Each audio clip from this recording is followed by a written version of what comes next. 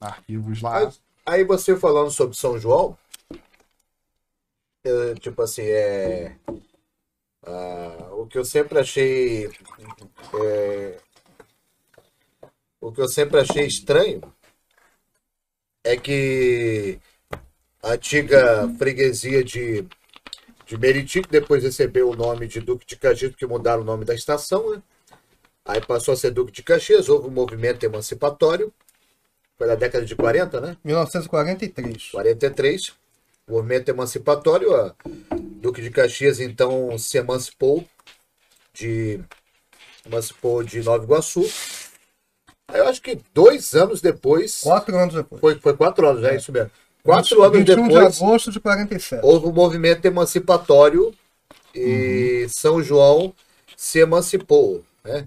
Tipo assim, o que eu queria perguntar para você, até porque você é da região, é que você falasse um pouquinho como foi esse movimento emancipatório, se desde a época que... Porque a impressão que me dá, pelo menos quando eu estudo, é que desde a época que era distrito de Meriti, que antes de Duque de Caxias recebeu o nome a ver o movimento emancipatório, parece que sempre houve ali uma rusga muito grande,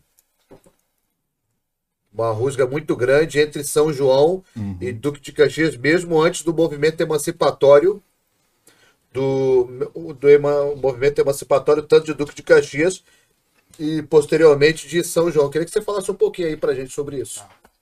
É uma coisa que me motivou para estudar sobre a história de São João, é a dificuldade de organizar, certo? Então eu peguei a partir da freguesia. A freguesia é um território. Se a gente, né, mal comparar, a freguesia de São João Batista de Meriti é como se fosse um dedo. Aqui está a Baía de Guanabara, certo? O limite sul é o rio Pavuna, né? Meriti Pavuna. O limite norte é o Sarapuí. E aqui, né, no oeste, nós temos o maciço do Jericinó. Ok? Então ela tem essa delimitação. E o que acontece? Né? Essa freguesia, ela vai, né, ela vai passar a englobar a cidade de Iguaçu, certo? Então ela vai deixar de ser Rio para virar Iguaçu, isso em 1833, depois 36, retorna, né? Aquela questão toda. E aí nós vamos para a República. Quando a gente vai para a República, esse nome de freguesia deixa de existir justamente porque acabou essa questão de, né, o Estado junto com a igreja. Houve essa separação. E aí não usa mais freguesia, passa a ser distrito. Então essa freguesia toda, ela é o 4º distrito de Iguaçu. Essa freguesia... O que hoje é São João era o 4º distrito? Era o 4º distrito de Iguaçu. Como se fosse um dedo. Sim. Eu quero que você entenda que esta falange, certo? Ela, quando era 4º distrito em 1916, né, esta falange vira o 7º distrito de Engenheiro Neiva. Então isso aqui, 20% do território virou Nilópolis hoje. É o que é Nilópolis. Esse 7º distrito no futuro, em 47, porque vai se emancipar junto com São João, né, mas ela já consegue autonomia em relação ao que era a freguesia, ao que era o 4º distrito. Então essa freguesia de São João já começa a se fragmentar aqui, em 1916, certo? E depois, em 1931, essa parte aqui, certo? Que é o 1º distrito de Caxias hoje, vai se emancipar como o 8º distrito de Iguaçu, certo? Mas aí é Caxias. É o que é hoje a sede, né? O 1º distrito de Caxias. E o que sobrou do 4º distrito? Isso aqui. Certo? Continuaram como distritos de Iguaçu e aí começa o processo de emancipação. Certo? O que acontece? Esses distritos começaram a receber migrantes, né? Então a gente tem uma queda, um déficit populacional gerado pela malária, gerado pelo fim da escravidão. E aí, a partir dos anos 10, começa a crescer essa população. Então nós temos um fluxo migratório vindo de outras regiões do país, certo?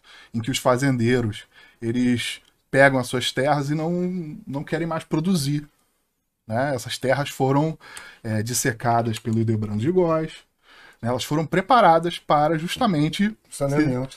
Foram saneadas e elas foram usadas justamente para ocupação, né? Para essa fragmentação, né? Para esse loteamento. Afinal das contas, esses fazendeiros vão lotear essas fazendas, certo? Nesse processo, por exemplo, Nilópolis é precursor, né? Nilópolis, o que é hoje Nilópolis, serviu de exemplo. Eu mesmo herdei uma planta de Nilópolis, certo?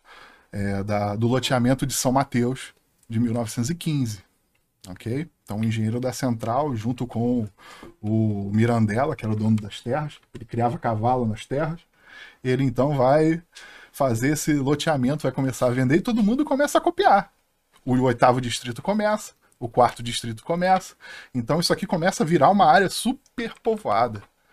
Para você ter noção, hoje São João de Meriti é a cidade, né, com a maior densidade demográfica do Brasil. Né? O formigueiro das Américas. É a maior densidade do Brasil? Isso, segundo o Por censo. metro quadrado. São mais de 12 mil habitantes por quilômetro quadrado. 12 mil por 12 mil quilômetro. por quilômetro quadrado. Porque geograficamente falando, é É uma interessante que São cidade João pequena. é pequeno, né? Pequena. Nilópolis que é menor ainda, né? É. Nilópolis é bem menor ainda. Só que o território de Nilópolis, o Parque do Jericinó, ele ocupa uma grande área do território de Nilópolis. E praticamente é desabitado, né? É desabitado porque é uma área militar, área de teste de bombas, certo? Inclusive estão cercando áreas do parque, justamente porque já ocorreram acidentes. Então a criança vai lá, entra no meio do mato, acha uma granada antiga, né? Acontece um acidente. E aí estão cercando essas áreas. Então, justamente, esses 3 distritos são superpovoados, começam a destoar da Iguaçu, né, de Nova Iguaçu já, no caso, né, já com sede em Machambomba, né, essas primeiras décadas do século XX, e aí a gente começa a ver um conflito rural e urbano, porque essa população é urbana.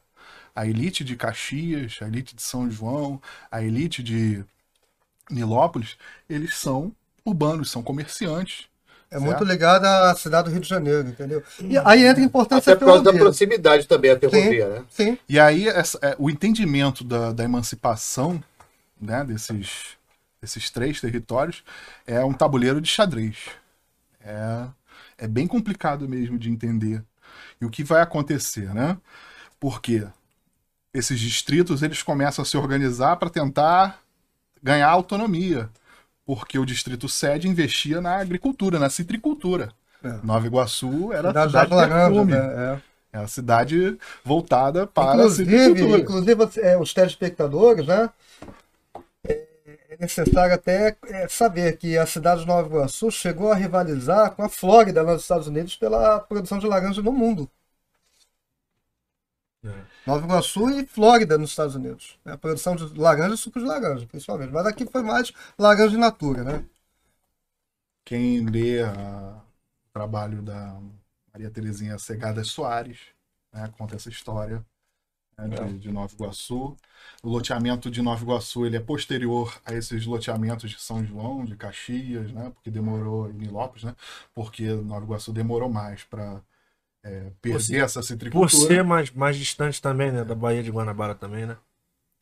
Mas já estava muito conectada pelas ferrovias. Pelos rios, ferrovias. Né? Nessa época a ferrovia, Mais né, ferrovia. Tomás? Já está no século XX. Entendi. E aí o que vai acontecer? Começa um tabuleiro de xadrez, porque a elite de Caxias é vinculada a essa questão, né, da urbana. A elite, né, de Nova Iguaçu é a elite vinculada à citricultura na época. Então a gente tem esse conflito rural-urbano que não ocorre só ao nível local, também ocorre no nível, né, no nível macro, no nível nacional. E aí a gente começa esse movimento, né, se não me engano é 1940, e a gente tem um manifesto pró-emancipação. Esse manifesto pró-emancipação... De São João já no início dos anos 40? Em 40. Por quê? Ele é assinado em Vila de Meriti. Aí o Gilberto agora vai ficar chateado. Centro de Caxias. Né? Oi? Vila Meriti? Era São João de Meriti. Foi assinado em São João. As pessoas que assinaram, uma parte morava em Caxias, uma parte morava em São João. Foi assinado, né? Foi assinado pela galera pedindo que a cidade se chamasse, né, Meriti. Meriti. Meriti era São João em 40. Vocês mudaram o nome. Eu não era nascido. Caxias mudou o nome. Caxias deixou de E ser você Meriti. sabe Não por que pode eu- ser Meriti, e não você pode sabe ser Caxias.